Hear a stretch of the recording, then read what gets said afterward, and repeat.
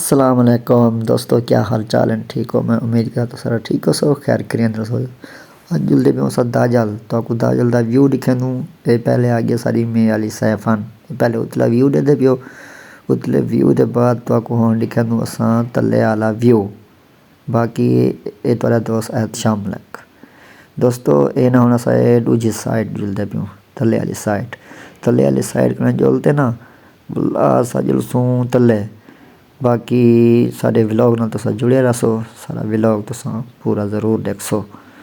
اے تھی گیا پچھلے side the, ٹھیک ہے، اے نہ ہن تلے والی سائڈ تھی گئی۔ اے ہن راستہ بہت ہی دشوار ہے، بہت ہی خطرناک راستہ ہے، اسا جلدے پیوں اسا کہ تسا دوستاں نال شیئر کرو ولاگ ادھا ولاگ ساڈا تسا ضرور کومنٹ دسو۔ اے تلویں سائڈ تھی گئی، اے ہن جلدے پیوں اسا اتلی سائڈ دو۔ اچھا دوستو، کچھ دوست نا راستے کو ہی روڈ کو جان دے حسین، باقی جڑے نویں نہ سارے ولاگ دیکھنے والے انہیں پتہ کرنا کہ یہ راستہ کیویں ہے۔ باقی ہن اسا آگے دوجی سائڈ اتلی سائڈ کنے آگے نہ ہون تک یہ دیکھنے پیو نہر دا ویو۔ پہلے اسا نا تلویں سائڈ آسے ہن اتلی سائڈ آ گیو، ٹھیک ہے نا، یہ تلویں سائڈ تو والا دکھنے پیو یہ دیکھنا۔ باقی نا سارے چینل کو لائک ضرور کرے سو، فالو بھی کرے سو۔ باقی ہن اسا جلدے پیو داجل جول کے نا تو کو داجل دا ویو دکھے نو نا اج سنیا سے کہ سردار شیر علی خان گرچانی تشریف گدی آندے۔ فائنلی دوستو اسا داجل دے قریب پہنچ گیوں، باقی داجل دے شہر دے اندر پہنچ کے نا تو کو شہر دا ویو دکھے دوں۔ دوستو فائنلی اسا ہن پہنچ گئے داجل جل کے نا تو کو ولاگ دکھے دوں، ماحول دکھے دوں تساں دوستو تاکو نا چیک کروے دو کہ ریلی دا ماحول کیویں ہے کہ تو ماحول چیک کرو، اے چیک کرو بھی بار نعرے مار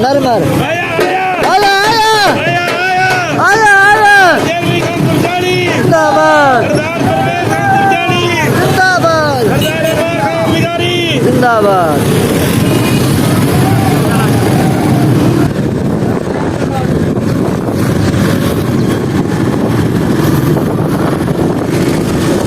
یہ جان تو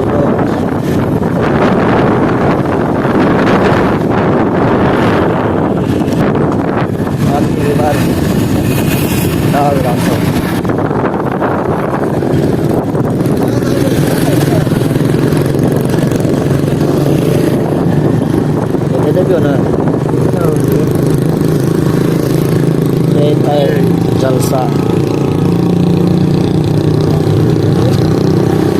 سردار شیر علی خان گرچانی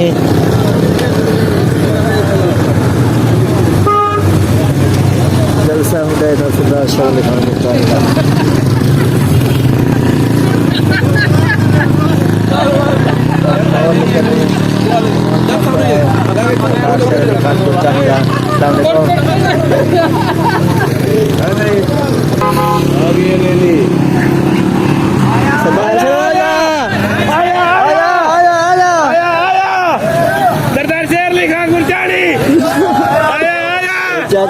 چیک کرو اے نا دوستو 200 تے دہالی پینٹی ہے ساری کلیم کرنی بھیجیا سے 2 مہینے تو بعد اج فون ہے کہ انہیں آکے کہ تاری 200 دہالی پینٹی کلیم کی واپس تھی آئی ہے۔